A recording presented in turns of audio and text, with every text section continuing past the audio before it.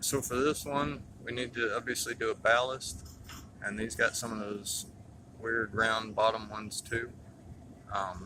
This has 1, 2, 3, 4, 5, 6, 7, 8 wires. So we're going from an 8-wire system to a 5-wire system. It's going to be pretty simple.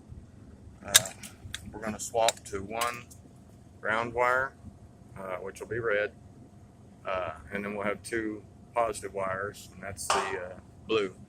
And we'll run one positive to this end of the case and one to the other end of the case, which gives both lighting fixtures positive energy, and we'll splice all the negative into this, and that will make this thing run. And then we will run our power, which is always your black and white. And mind you, just because you turned off your switch does not mean you don't still have power to your ballast. You just do not have power to your light sockets. Keep that in mind before you electrocute yourself. So we'll get this all wired up and we'll show you. Whenever I do electric, remember a ballast bumps up your electricity. So the bad side of this has more voltage coming out than the input side. So remember, it would be smarter to always be zapped by 110 volts, which you don't want to do. So use insulated tools. But it's better to cut your input than it is to cut what's going to your lights. Some of these get charged up real good. You can electrocute yourself and be harmed very badly. So be careful, and if you're not sure, make sure you call a professional. So anyway, we will cut that, and mind you, when you're putting this together, you plug in your high voltage first, and then you plug in your 110. Once again, it'd be better to get hit by 110 than what's coming out the other end of this ballast. Okay, all right, just a note. All right, this one's actually so old, we're gonna have to remount the ballast on it, and I'll show you why. Underneath the plate, these are our mounting bolts there and there. So if you noticed, our new ballast is not going to fit.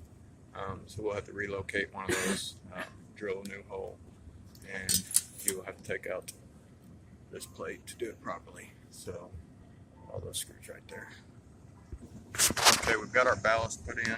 I've got my common wire to my new bolt. There was the old bolt. We ran a new hole through there, and just a kind of a quick overview. These are going to be in your input wires. We've got one end fixture here, which is going to be a blue wire. We've got a red that is basically, you can count it as the end of both these fixtures, and we'll even call it a common or a ground, even though it's red. That's goofy. And then we have a wire that goes all the way to the end fixture, which is these 2 wires here, and that will also run to a blue. So you wire nut all this together, and your fixture is going to run. We'll be back in a second.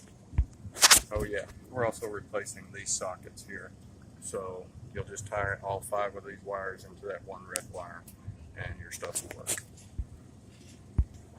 All right, so I've got, we'll call the positive hooked up on this side.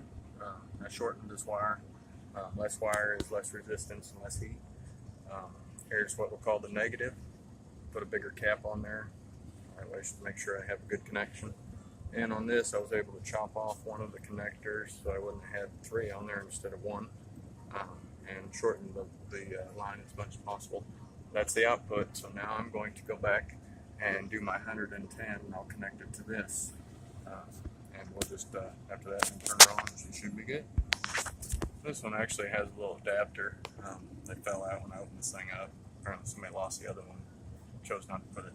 So I just run some black tape on there. That should hold it up until I can get it started screwed in there. I've got 2 of them, so this will be fine. All right, so we got everything back together, and we now have light. So good deal. This one's done.